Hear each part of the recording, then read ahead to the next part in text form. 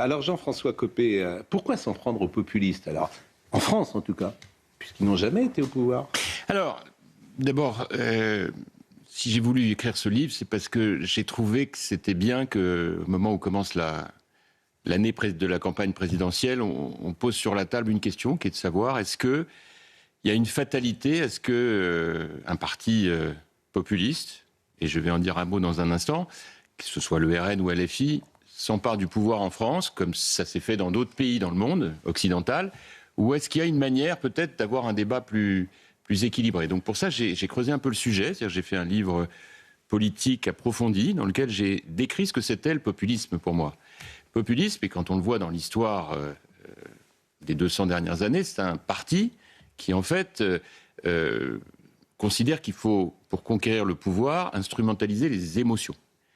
La peur, la frustration. Face à ça, on a des partis de gouvernement qui ont une approche complètement inverse, c'est-à-dire qu'eux sont plutôt dans la logique de refuser la radicalisation des minorités et plutôt de dire, nous, on va essayer de rassembler. Alors forcément, quand on fait ça, c'est moins sexy, parce qu'on est moins dans la tension, on est moins dans l'agressivité, et on essaie plutôt de voir qu'est-ce qui peut rassembler sur un projet, et là, je vais employer un mot qui va vous faire sauter, mais je crois que c'est important qu'on le partage, un projet courageux. Et pourquoi je vous dis ça? C'est parce qu'en fait, je me suis rendu compte, en creusant le sujet depuis des années, et en me référant aussi à mes études de philosophie politique, que les partis populistes, en fait, ce sont des partis qui ne parviennent pas à concilier la conquête du pouvoir par la tension, par la mobilisation des boucs émissaires, et LFI comme le RN en ont plein, et le réel une fois qu'ils y sont. Et ils sont donc obligés ensuite d'aller dans la surenchère. Et vous dites que les partis populistes n'ont jamais gouverné, malheureusement, si, ils ont gouverné, évidemment. Et sinon, il n'y aurait pas de sujet. Ils ont gouverné, par exemple, en Hongrie. Non, mais en France... Non, mais je vais venir à la France, si vous voulez, juste après. Ah oui, mais... Non, je vais venir à la France. Mais vous savez, une démocratie, c'est une démocratie. La vérité, c'est que ce que vous voyez avec Orban, c'est un désastre. C'est un désastre. Parce que, justement, il a très exactement appliqué cette dynamique qui a consisté à être dans la logique du bouc émissaire, l'Europe, l'immigré, avoir une politique économique mais là aussi, c'est un désastre, conduit... Là aussi, en France, c'est un désastre. Alors, si vous me permettez. Alors, on va y venir. Mais je fais juste une petite parenthèse sur le mot populiste, parce que chacun traite l'autre de populiste. Vous dites gouvernement par la peur. C'est exactement les reproches qui sont faits à Emmanuel Macron au moment du Covid et au moment de la guerre. C'est exactement les mêmes reproches. De gouverner par la peur. Donc c'est pour ça qu'aujourd'hui, les mots parfois n'ont pas de sens, puisque tout le monde s'accuse parfois des mêmes mots MAUX. Mais attendez, il y a une grande différence. Moi, je l'ai écrit dans ce livre. Ce qui fait la force des partis populistes en ce moment, RN comme LFI, c'est qu'ils font un espèce de procès qui est très efficace et qui consiste à dire aux partis de gouvernement, ne venez pas nous faire la leçon, vous avez tout échoué. Bon, et bien la vérité, Pascal Praud, c'est que c'est faux. Ah, tout va bien. Et c'est faux pourquoi? Non, bien sûr que tout ne va pas bien. Si vous avez 5 minutes pour commencer à lire le livre, au moins la table des matières, vous verrez que je démontre en long et en large. Écoutez, en long et en large. On ne va pas aller sur ce terrain-là, si vous me permettez. J'ai lu votre livre, mais si vous me dites que tout va bien en France, alors que l'école va mal, l'hôpital va mal, le service public va mal, la dette va mal, l'immigration va mal, je veux que vous me dites ce qui marche bien en France, ça m'intéresse. Je vais y venir. La vérité, mais qu'est-ce qui marche bien? Mais la réalité, c'est que notre pays... Qu'est-ce qui marche bien? Écoutez, faites la réponse aussi. Non, mais qu'est-ce qui marche bien? Honnêtement, je ne viens pas souvent chez vous, donc laissez-moi le plaisir de parler, parce que comme depuis des semaines, je suis sur ce plateau, à votre initiative, mais aussi à certains de vos confrères, sali dans tous les sens, notamment sur mon mandat de maire, sur le fait que je n'ai strictement aucune qualité, à l'exception de l'intelligence. Je vous remercie encore, mais il y a tellement de gens intelligents, mais vous rappelez, heureusement que vous êtes là pour nous dire qui a raison et qui a tort. Mais juste d'un mot, Pascal Praud, moi je vais vous dire une chose. Notre pays, et je reprends là la phrase d'un grand écrivain, c'est un paradis dans lequel beaucoup trop de Français pensent qu'ils sont en enfer. Oui, on a la chance d'avoir un système de santé exceptionnel.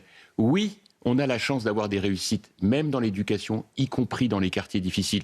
Il y a plein de choses à corriger.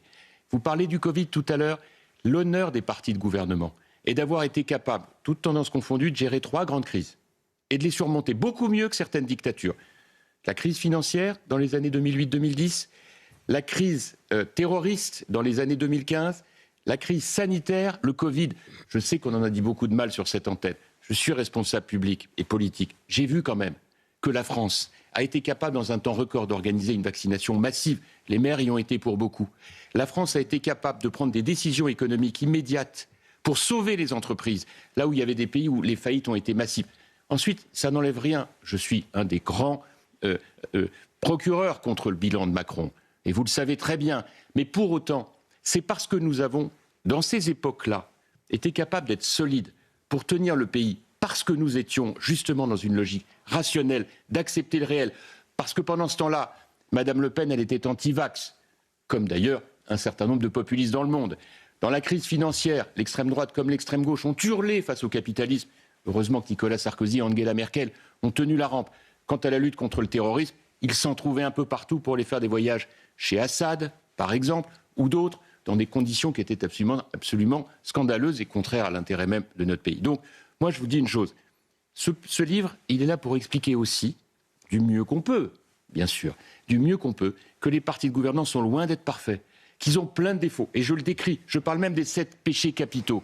Mais que pour autant, le premier de ces péchés est de tomber dans le piège des populistes qui font croire qu'eux feraient mieux, alors qu'à chaque fois qu'on leur demande de faire une proposition, c'est du grand n'importe quoi. Je rappelle, mais ils n'ont pas gouverné, c'est ce qu'ils vous répondront. Non, mais ils n'ont pas gouverné. Écoutez, c'est là où vous m'avez tout à l'heure interrompu.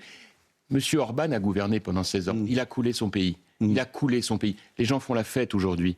Ils en ont assez de ce régime de corruption, Charlotte Dornelas va vous répondre. de ce bilan économique absolument lamentable et de cette situation dans laquelle Orban a fait perdre des milliards à son pays. Et pire que ça, tournant le dos à l'Europe, il a eu des connexions avec la Russie qui ne déplaisent pas à tout le monde sur ce plateau, mais qui en réalité sont une erreur stratégique majeure. En fait, parlons de la France. Mais difficile de parler de la France, alors même qu'on est en Europe, que l'on voit ce qui se passe avec M. Trump, qui est la caricature absolue du populisme et qui est un danger absolu. Et je vois bien que les Français s'en inquiètent d'ailleurs. Monsieur Copé, ce qui est intéressant, c'est de parler de ceux qui gouvernent ce pays depuis tant d'années, qui effectivement sont en situation d'échec.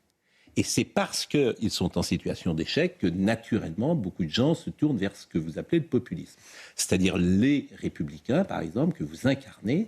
Beaucoup de gens qui étaient avec vous, se sont détournés tout simplement des républicains et sont allés vers un autre parti parce qu'ils ont le sentiment que, oui, vous les trahissez. C'est-à-dire que vous n'êtes pas quelqu'un de droite, je dis au sens, pas vous forcément personnellement, mais que ce mouvement les trahit. Et effectivement, il y a 2 lignes d'ailleurs. Je ne sais pas si vous êtes Édouard Philippe ou si vous êtes Retailleau, quoi. Si je le sais. Entre Retailleau et Édouard Philippe, vous êtes plus proche d'Édouard Philippe aujourd'hui. Non, mais attendez. Là-dessus, Et c'est pour ça que les gens vont... pourquoi les gens vont vers ce que vous appelez populistes ? Parce qu'il y a échec aujourd'hui, monsieur Copé. Non, mais encore une fois... Et ça, cet échec-là, vous le relativisez. Non. Vous dites, au fond... Oui, j'entends bien, je ne suis pas d'accord avec Emmanuel Macron, je suis son procureur. Mais au fond, c'est mieux que si c'était pire. Non. Ah si, c'est ça que pas à ma place. Non, j'ai traduit ça. Non, parce que qu'est-ce que vous en savez ? Peut-être que si Marine Le Pen avait été élue en 2017, ce serait mieux aujourd'hui. Sauf que j'ai un petit problème quand même. C'est que quand j'écoute le programme de Marine Le Pen, je constate que c'est un programme qui économiquement est totalement socialiste. Totalement. Alors, vous qui nous expliquez toute la journée que vous êtes RPR, j'espère que de temps en temps, ça vous fait un peu mal au ventre. Pas d'attaque personnelle, je ne suis pas plus RPR ni quoi que ce soit. Je suis libéral, peut-être, je dis libérons le travail. Me dites pas que je vous fais une attaque personnelle, alors que vous avez le bénéfice du micro tous les jours pendant des heures, et que mon nom est sali à peu près 2 fois sur 3 lorsqu'il est prononcé en permanence. Alors, pas de victimisation sur Sali. Pas de victimisation sur Sali.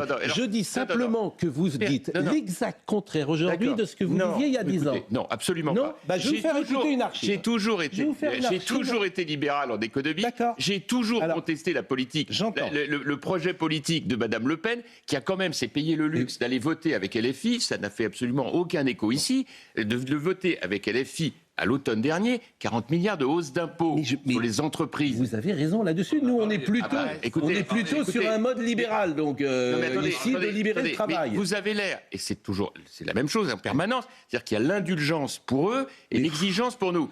Au nom de quoi Mais attendez, excusez-moi, voter avec LFI, 40 milliards de hausse d'impôts, mais ça devrait générer ce plateau. Non, mais c'est pas, un sujet permanent. on l'a payé, on l'a parlé, on l'a dit une fois. c'est une grille de lecture qui devrait quand même vous ouvrir les yeux sur la connexion qui existe entre les deux, quand même. Je suis désolé, je vous ennuie. Pas du tout, moi je suis d'accord avec vous. Mais c'est bien que de temps en temps on rappelle cette petite évidence. Alors, je n'ai jamais imaginé de voter quoi que ce soit avec LFI. Je suis d'accord avec vous. C'est énorme. Alors on va prendre toute l'économie française mais qui vous est en avez jeu. raison.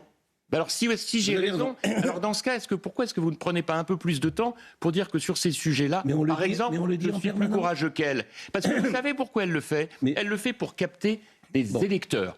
Voilà. Alors, et des électeurs dont elle se dit qu'elle va peut-être avoir leur voix en étant de gauche. Ce que je vous propose, M. Copé, c'est de prendre l'exemple du voile. Parce qu'il est très intéressant, l'exemple du voile.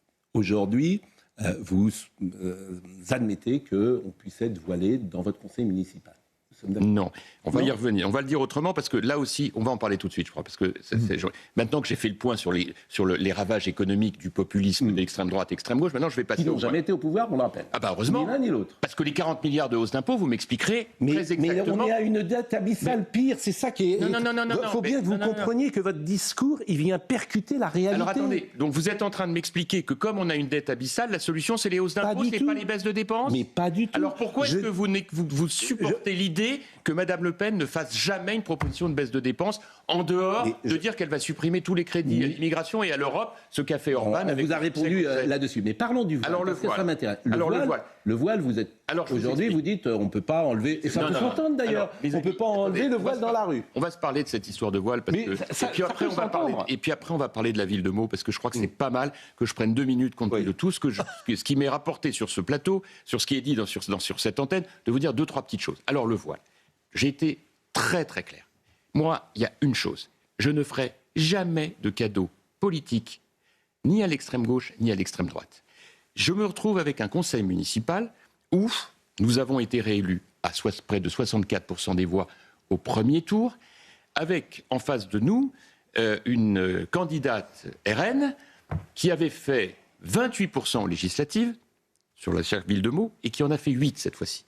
Et de l'autre côté, une candidate LFI qui avait fait 42% aux législatives sur la ville de Meaux il y a 1 an et demi, qui là a fait 17%. Mais peut-être parce que vous avez fait des soumissions, justement. Alors justement. Peut-être que vous avez fait comme Jean-Luc Mélenchon, vous avez changé d'avis. Excusez-moi, mais c'est une possibilité. Non, c'est pas une possibilité. Je vais vous dire une chose. Puisque comme vous cédez, c'est normal.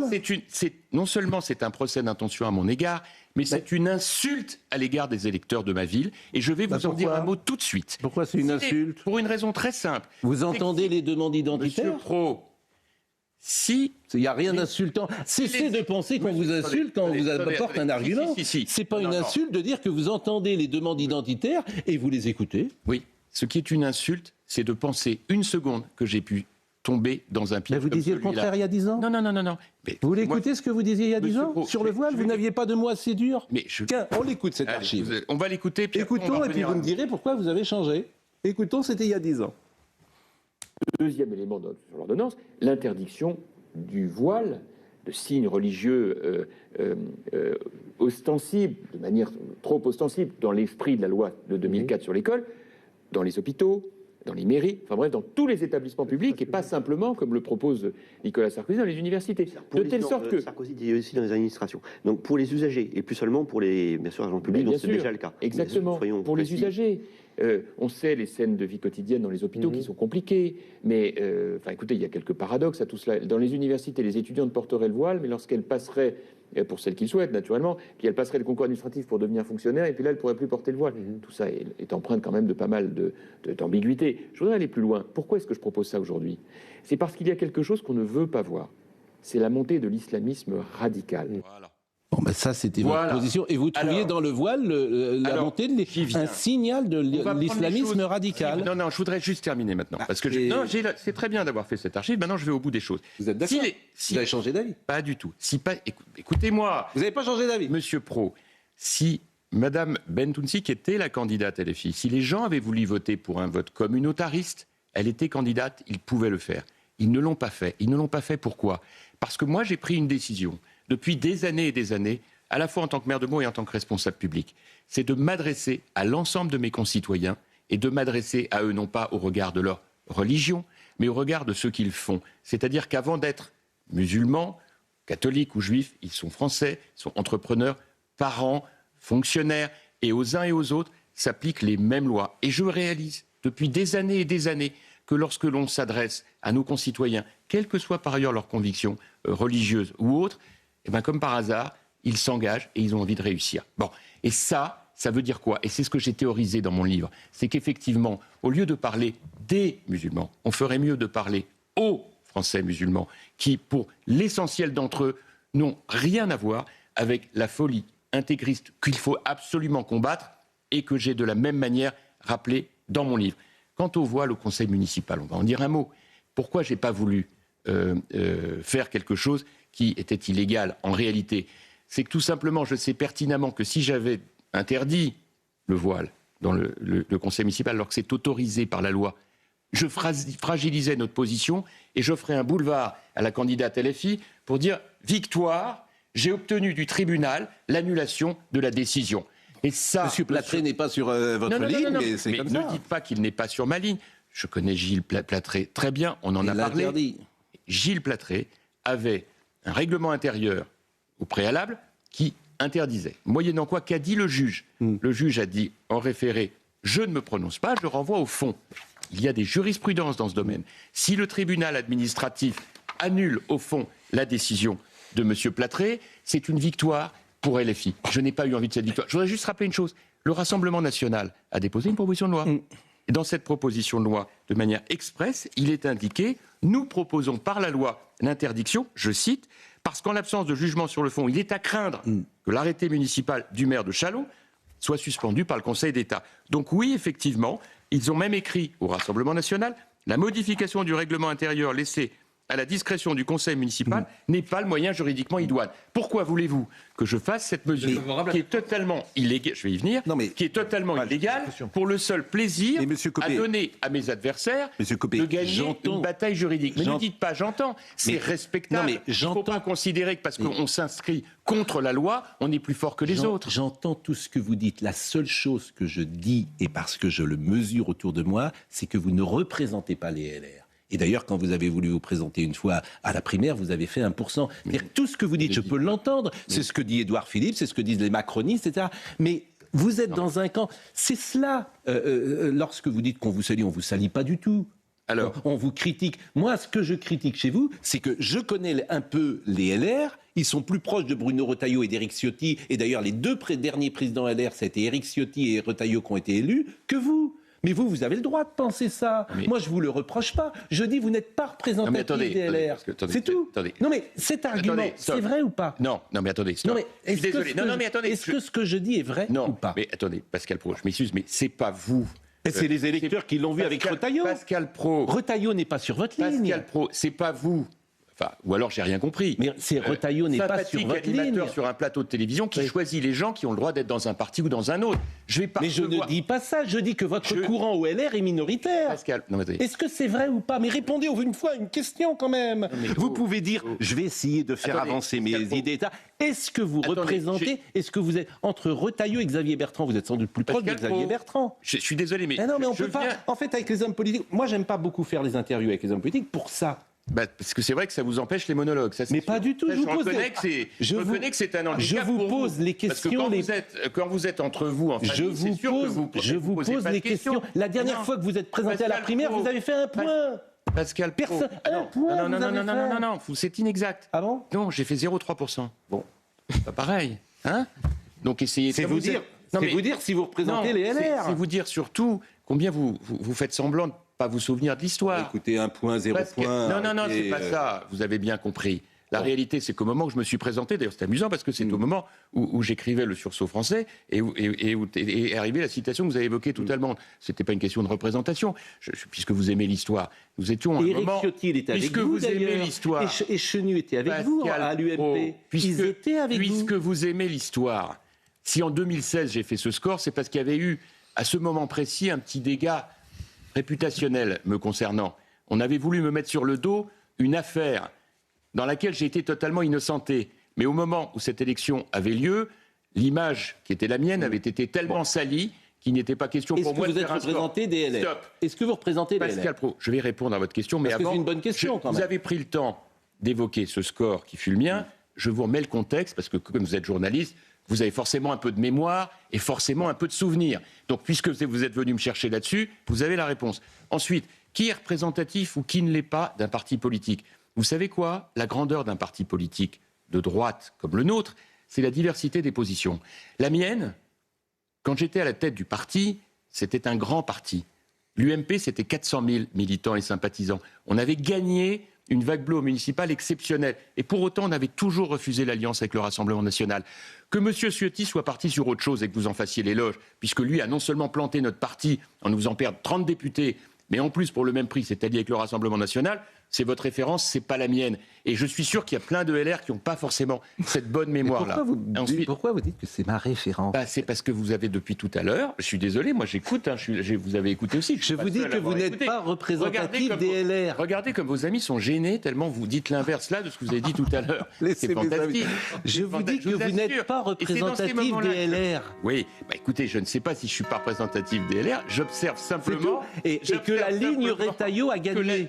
Non mais attendez. Et vous n'êtes pas sur la ligne Retailleau. J'ai soutenu Retailleau. Alors faut pas le mettre à l'envers. Il n'est pas sur votre ligne pour le voile.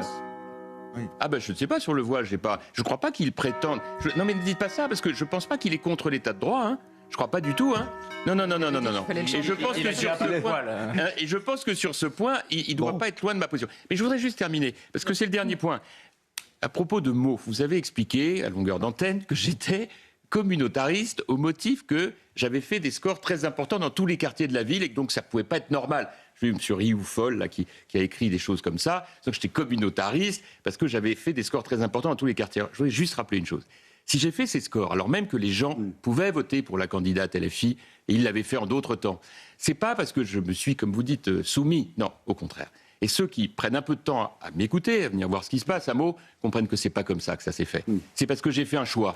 Ce choix, ça a été de casser toutes les tours pour y mettre à la place des immeubles de 4 étages, pour faire de la mixité sociale, c'est-à-dire permettre aux gens de devenir propriétaires. J'ai mis 350 caméras dans la ville que LFI veut démonter. J'ai embauché 180 policiers municipaux armés, qu'on a diminué la délinquance par 2, et que je n'ai jamais rien cédé. Vous êtes un bon maire. Oui, mais comme vous le voyez, ça n'a rien à voir avec le communautarisme. Vous êtes un bon maire, qu'est-ce que les gens disent ? Mais, monsieur Pro, non, je termine. Je n'ai rien cédé sur le communautarisme, j'ai fait même mieux que ça. J'ai proposé à toutes les autorités religieuses de se retrouver ensemble pour travailler à ce qui rassemble plutôt qu'à ce qui divise. Bon, on a entendu le carillon d'Europe 1 et 9h54, vous allez rester avec